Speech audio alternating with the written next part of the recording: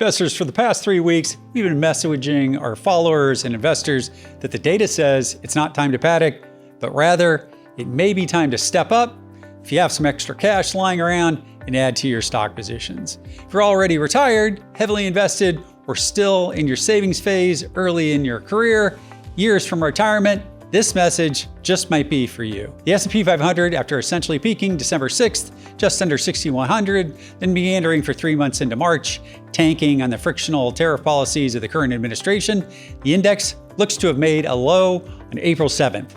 That's a minus 21.5% peak to trough intraday move lower, and almost 19% lower if you're using closing prices. The trillion-dollar question is, was April 7th a low or the low for the overall S&P 500 and US stocks? For 2 weeks, our team messaged the X a few periods like the great financial crisis in 07-08 and the popping of the speculative dot-com bubble in 2000-2001, which did precede longer and deeper recessions. History says enough damage had been done and one should be adding to desired stock positions. Here's the log chart of the S&P 500 since the end of the great financial crisis in 2009 that we've been sharing with our followers over the last 2 weeks. We went from the top of the channel at around 6,100 in early December of last year to the bottom of the channel the last 5 months as initial hopes by investors for a growth-oriented policy in DC were dashed instead for changing tariffs, DOGE cutbacks, and other frictionary policies. Historically, if we aren't entering a prolonged recessionary period, this graphic would say, buy stocks, add to positions. Yes, against all the normal doomer calls, most recently due to the uninspiring, historically unpredictable and dreaded death cross, which we discussed last week. You can catch our thoughts on the death cross in last week's episode entitled Market Correction or Bear Market, a low or the low. And then on April 24th, one of the financial market's GOATs, greatest of all times in the market, appeared. One of the greatest of all time indicators showed up. And then something very rare happened. Between April 8th and April 24th, it happened when the S&P 500 cash closed at 54.85. What was this thing? A Zweig Breadth Thrust, something we've discussed twice prior in my years at Oak Harvest. We've discussed this rarity once in late 2018 during the fourth quarter of 2018, minus 20% Christmas Eve decline, and then again in late October 2023 when the markets were down 11%. When many were declaring a recession was forthcoming. A quick recap of what the Zweig Breadth Thrust indicator is. It's been developed by Marty Zweig. It was historically relevant since 1939. Yes, bears and market historians, prior to 1939, its success rate was not very good. Prior to 1939, the signal was about 50-50 or a coin flip in success. So here's all the data per Paul Sienna of Bank America Securities, inclusive of pre-1939 and exclusive, but given its 85 years of history and multiple years of winning streak, it's worth including in our work.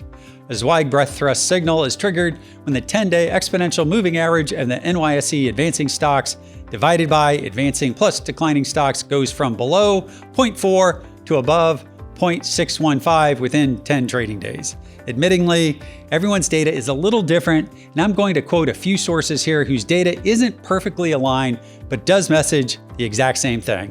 What's that? It's bullish. The idea behind the signal is a quick change in investor sentiment and positioning from negative to positive. A sudden swing from negative breadth to really positive breadth is a sign that the bottom has formed and that buying is overwhelming selling, that sellers have exhausted themselves. Those on margin accounts have been blown out at the lows, and all that's left are buyers and short coverers. Okay, post Zweig Breadth Thrust since 1939, according to Merrill Lynch, using Bloomberg data, the S&P 500 was higher 100% of the time, 16 out of 16 in 130-day and 190-day trading days, with an average gain of over 17 and 19.5%. Since 1939, after 250 trading days, or about a year, the S&P 500 was up 15 out of 16 times, averaging over 21%. No guarantees, of course, but that's the math. Doing that math, the S&P 500 target a year forward would be 6650, remarkably close to the Oak Harvest Group year-end 2025 target of 6,600 to 6,660. Take a look at the data set from Paul Sienna at Merrill Bank America Securities. Likewise, investors, after a couple of weeks ago, after a 60-1 positive volume New York Stock Exchange Breadth Day, and a 15-to-1 advancing to decline day on April 8th, our team foreshadowed the possible coming of this Zweig Breadth Thrust, posting Ryan Dietrich at the Carson Investment Group's historic data on the topic using Ned Davis and FactSet data. His data is a little different. I don't know why, but he's using Ned Davis data. This indicator has been triggered 19 times since World War II, 1945, and the S&P 500 has never been lower 6 to 12 months later. Take a look at this data set once again. S&P 500 higher 100% of the time, 19 for 19, averaging over 23% and a median closer to 25%. No guarantees, of course, but doing this math, the S&P 500 forward target a year later, 68.55-ish, remarkably close to the Oak financial bull market peak, Goldilocks in the second half of 2025, first half of 2026 of around 7,000. This begs the question, are all sell-side strategists who've been radically cutting their overly aggressive year-end S&P 500 targets over the last 2 months going to have to raise them again throughout the second half of 2025, right back toward where they started the year? We've previously shared the October 1998 long-term capital comparison mid.com overlay path, but recent events, including many first quarter technology earnings calls in the last 2 weeks, point to a mid-AI build-out, not a peak and collapse of AI. I know you're saying to yourself, it's different this time. Maybe it is, but so far, it looks and feels a lot like it did back then. Investors have been rarely this fearful and sentiment rarely this negative. And historically, when it's been at these levels, you've been better off buying and walking away for 12 to 18 months than selling. Per Lance Roberts at RIA here in Houston, net bullish AAI sentiment as low as prior major lows. It seems to me that April 7th wasn't likely the low, not a low, in many things for the next 9 to 12 months. Another positive piece of trading data from the Carson Group, during option expiration week of April 13th, the S&P 500 gained more than 1.5% for 3 days in a row. How rare is this over the last 75 years? Super rare. Only 10 occurrences over the last 75 years. The average gain over the next year? Yep, over 20% with no misses. No guarantees once again, of course. I get it. When things move this fast, it feels horrible. However, historically, this is exactly when individual investors should slowly add to their long-term stock allocations and not retreat. Why? Because time is on your side. Volatility is ramped up because many traders are being forced to sell at the lows, being de-risked, or being blown out for taking excessive risk at the wrong time. Historical volatility spikes like we've just seen are buy and hold points, not pull the ripcord and eject points. No, there hasn't been a lot of good economic news out there on the screens right now. These are definitely the times that are stressful for investors and those cared with managing other savings and financial plans. But I ask you this question, who are you listening to? Are you listening to too many people and their opinions about your money? Investors, here's my list of who one should be listening to about their money and investments.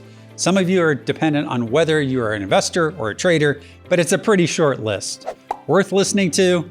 Your financial planner. Very different than most financial analysts and most financial advisors. They should know your personal financial situation, not just your investment holdings. If you want to listen to Warren Buffett, the GOAT for buy and hold investors, do that. David Tepper, Appaloosa Hedge Fund, a GOAT for hedge fund investors.